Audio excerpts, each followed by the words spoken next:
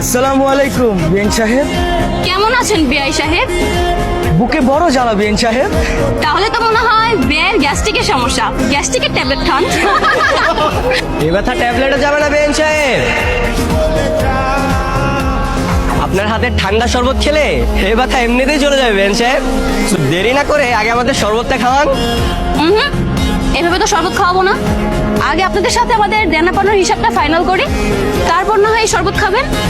আরে আফসোস, বিএন আমাদের কষ্টটা বুঝলো না। হ্যাঁ বিএন সাহেব, আমরা শরবতটা খেতে খেতে হিসাব নিকাশ ফাইনাল করি। সমস্যা নেই, আমরা হচ্ছে দিলওয়ালা বংশের মানুষ। মানুষের মনে কিভাবে জায়গা করে নিতে হয় সেটা আমরা খুব ভালো করে জানি। শরবতটাকে খাওয়ান, তারপরে যত টাকা যাবেন তত টাকাই দিব। ঠিক আছে, দেখা যাবে বিয়েরা কত বড় দিলওয়ালা। এই নেন শরবত। ঠিক আছে, এখন বলুন আপনাদের গেটের ভাড়া কত? 1,00,000 টাকা। 1,00,000 টাকার কথা শুনে আপনার হাওয়া টাইট হয়ে গেল? তো হবে না, 1,00,000 টাকা কি হাতের মোয়া নাকি যে চাইলাম আর পেয়ে গেলাম? আমাদের বোনা তো সস্তা না। 1,00,000 টাকা দেওয়ার ক্ষমতা যদি নাই থাকে, তাহলে যেই পথ দিয়ে এসেছেন সেই পথ দিয়ে বাসায় ফিরে যান। মাত্র 1,00,000 টাকাই তো, এ আর এমন কি? হ্যাঁ বেন সাহেব, আপনি 1 মিনিট ওয়েট করেন, টাকা আমি এখনই দিচ্ছি। এই নেন বেন সাহেব, আপনার 1,00,000 টাকা। এবার তো ভিতরে যেতে দিবেন না? কেচিটা দে তো। এই নেন, ফিতাটা কেটে ভিতরে আসেন।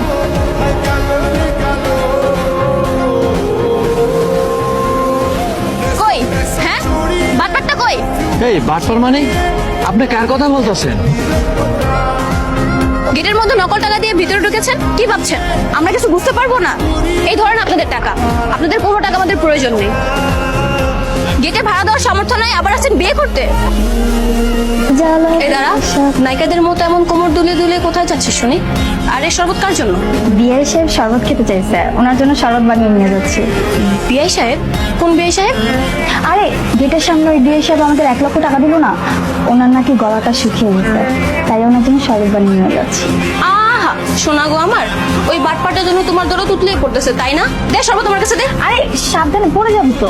হইছে, তোকে এত কিছু দেখতে হবে না, যা রুমে যা। এই তুই কি সত্যি শরবত নিয়ে যাবি? দেখ না কি করি। বিআই সাহেব আপনার সব। আরে এই মেয়ে, এটা আপনি কি করলেন? সরি বিআই সাহেব, আমি না খেয়াল করিনি। খেয়াল করিনি মানে? হ্যাঁ, আমার ড্রেসটা নষ্ট করে দিচ্ছে, দেখছেন? আমার মুচকি মুচকি হাসতেছে, কেমনটা লাগে বলেন তো এখন? এই, আপনি ইচ্ছা করে আমার গায়ে শরৎ ফেলছেন না? যদি বলি ইচ্ছে করে করেছে, তাহলে কি করবেন? এই, আপনি তো খুব ফাজিল একটা মেয়ে। সেই কখন থেকে দেখতেছি, আসার পর থেকে আমাদের পিছনে লেগে আছেন। আপনার এইসব কথায় লেজ গুটে পালানোর মতো মেয়ে আমরা না বিআই সাহেব। আপনারা এসেই সাপেলে যে পা দিয়েছেন, এখন তো একটু একটু ছবল আপনাদেরকে খেতেই হবে বিআই সাহেব। শুনেন, সাপকে কিভাবে বসে আনতে হয় সেটা আমরা খুব ভালো করেই জানি। সময় হলে শান্ত কি জিনিস ঠিকই টের পাবেন। এই ঝুমুর, চল তো। দেখছেন ভাই, দেখছেন কি ফাজিল একটা মেয়ে? হ্যাঁ, বুঝতে পেরেছি।